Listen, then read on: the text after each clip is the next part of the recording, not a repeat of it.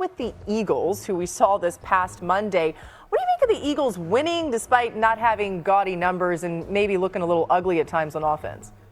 I'm okay with it. I really am. I mean, there's a lot to look into, and I know everybody does, and everyone breaks it down the week after. I just think the way they began the year, winning those games the way they did, that was a tough stretch to open up the season. I mean, they had some big wins. Monday night was a big win, and it wasn't quite what we expected, but you knew it was going to be a tough game for Philadelphia against that defense of Green Bay's, and yet they walk out of Lambeau with a win. And I think anytime you can do that, you should feel good about it. And where they're positioned right now, I don't know how you can't like that. But with that said, I think they would be the first ones to admit they've got to be better, and I expect that they will be. I think they're only going to get better on the defensive side of the ball. I like what they've done in the trades and where they're heading. So, they're defending world champs, and so they know what it takes. I really don't worry about them at all. I feel really good about them.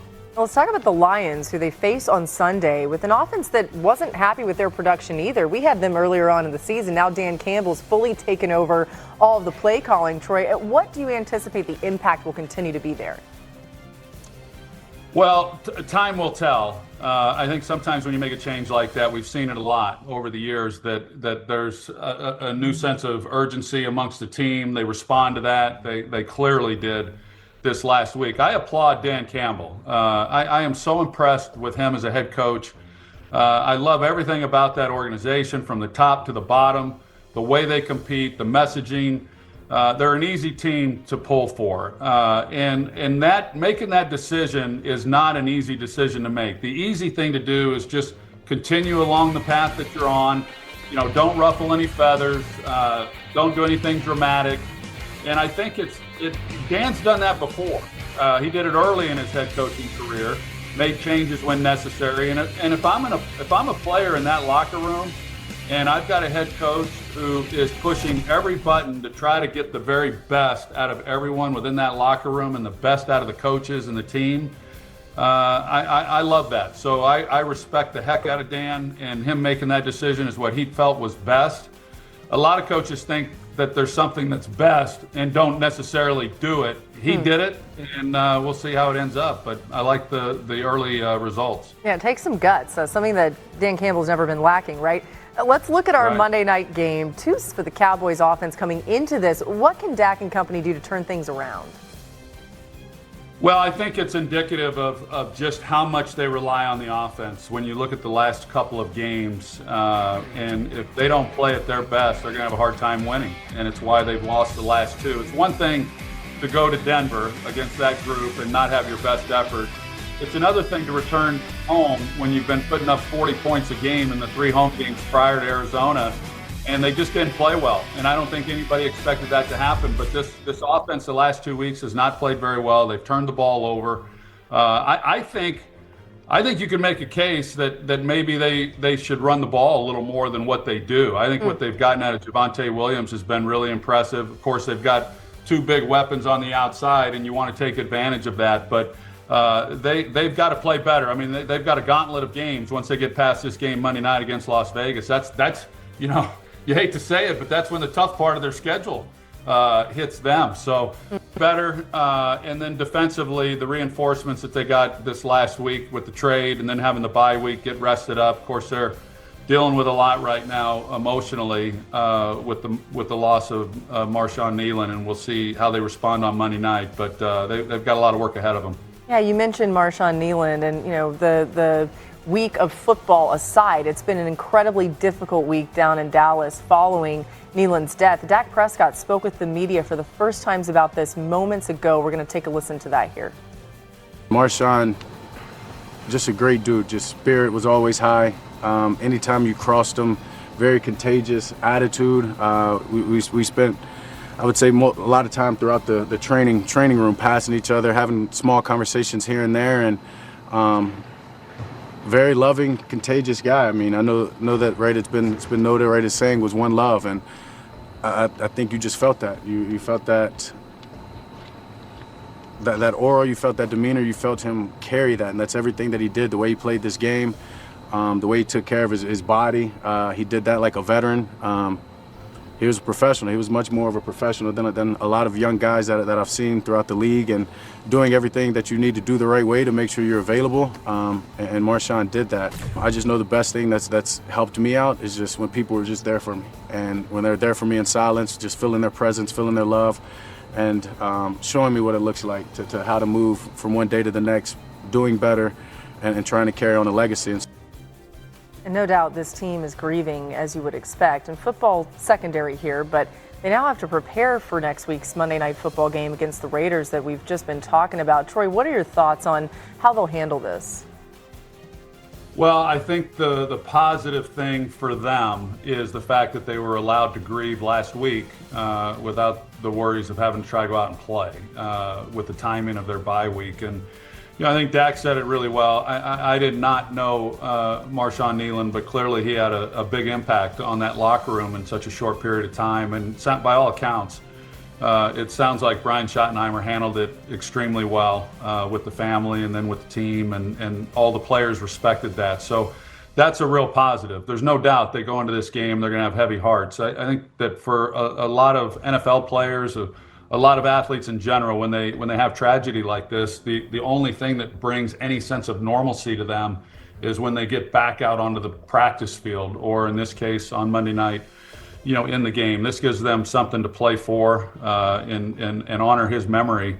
So I expect them to come out and play exceptionally well. Unfortunately for Dallas, they've dealt with this in the past. Not that makes it any easier. They lost a strength coach just a few years ago in season as well. So I like the way the Jones family and the Cowboys organization and everyone involved has handled it. How they respond, I would expect that they'll respond very favorably by the simple fact of how much he meant to everyone. That's really well said. We appreciate you, Troy Aikman, joining us here on NFL Live, and we'll see you on Monday Night Football. The Cowboys taking on the Raiders. All right, still to come here on the show. We got a lot more to get to. We'll talk about the Broncos believing with Bo Nix, but can the Chiefs defense snap them? What if Aaron Rodgers struggles against the Bengals on Sunday? Yeah, well, then Steelers fans should start to worry about what the back end of the season could look like. It's going to be a tough schedule down the stretch. Aaron Rodgers has, for the most part, played as expected. There's been other elements of the Steelers team that has not been up to par, but on the back end, they have the Ravens twice. They have the Lions. They just have a very, very tough part of the schedule. Going into the playoffs, you don't want your quarterback struggling. No, you don't. Okay, what if Caleb Williams and the Bears win their third straight game? What's that mean? Well, then that means the hiring of Ben Johnson is a definitive success. When you watch Caleb Williams play now, he's playing with a purpose. He's getting out of the pocket, eyes downfield. He's an asset to this offense, whereas before, you worried about his mechanics. There's still a ways to go, but if you've watched Caleb Williams over the last few weeks, you see a guy that you feel confident can lead this team to potentially a playoff run. He's on pace for 4,000 yards, and that has not happened at the Bears franchise. All right, this next one I ask with great stress. What if Jordan Love struggles against the Giants on Sunday? If Jordan Love struggles against the Giants, it's time for a factory reset on my boy. LaFleur's going to have to figure out a game plan to settle him down. He's playing a little frantic. He's moving too fast. He's missing players down the field, and a lot of times he's getting rid of the ball before the play develops. So they're going to have to figure out a strategy to settle him down in the pocket so that when he's running the offense, they can take full advantage down the field. Okay, the last two games that they've played, the Packers offense has been MIA, missing in action, averaging 10 points per game and have only scored on 4 of their 17 offensive drives, 2 field goals, 2 touchdowns. Taylor Lewan, we come to you. Oh, yes. What do we say if Jordan Love struggles against the Giants on Sunday? What a tough position you've put me in. If Jordan Love struggles against the Giants on Sunday, we got to start thinking about the Packers not making the playoffs. And I don't think this is a indictment on Matt LaFleur. I think, and I hate saying this because I'm an offensive lineman guy, but because of the offensive line play, it's gotten Jordan Love to get a little more happy feet. Look down at the rush as opposed to looking downfield. You watch the game they played against the Eagles this past week. There were multiple guys opens in different scenarios where the protection is good, but because it's been inconsistent throughout this year, he does not trust that his offensive line is going to get it done. He's not pushing the ball down the field the way he should. It's been mass hysteria on ESPN all week already about the Packers. And Dano, you look heated up. We needed an instant reaction. Nuts. How come? One, this is what happens when people say, quarterback, protect the football. I'm not paying you $55 million to protect the ball. You pay players like me to protect the football. And that's not being joking, like legit. I'm paying Jordan Love to be great. And it's way too cautious.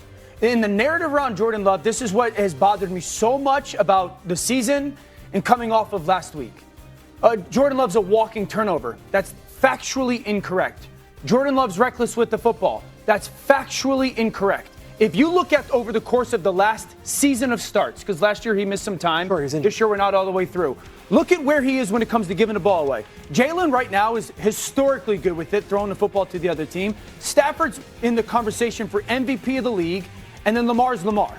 Jordan Love's third when it comes to throwing interceptions as far as how much we throw the football. So, like, everyone talks about Jordan Love as this walking, oh my gosh, he's not. I would argue he's too cautious with the football. I would argue because of the offensive line and because of this, we got a great defense, don't throw the ball to the other team, he's not cutting it loose. If I was Matt LaFleur, I would sit there and say, Jordan, start throwing the ball downfield. If you throw an interception, it's on me. If you throw an interception, we traded 7,000 picks for Micah Parsons. We paid him $1 billion. And I would agree, Monday night, there's people open. But for some reason, you won't throw the football because everybody talks about Jordan Love being the reason why the Packers aren't going to win games because if he gives the ball away, it's the worst thing. No, it's not. Everyone has to get rid of these turnovers with quarterbacks. When do you turn it over, and what happens with that actual turnover? Is it not heavy as the crown, though? This is a guy who has been handed the big contract, and they made those trades to get into the Super Bowl this year. Do you not feel that he should be able to elevate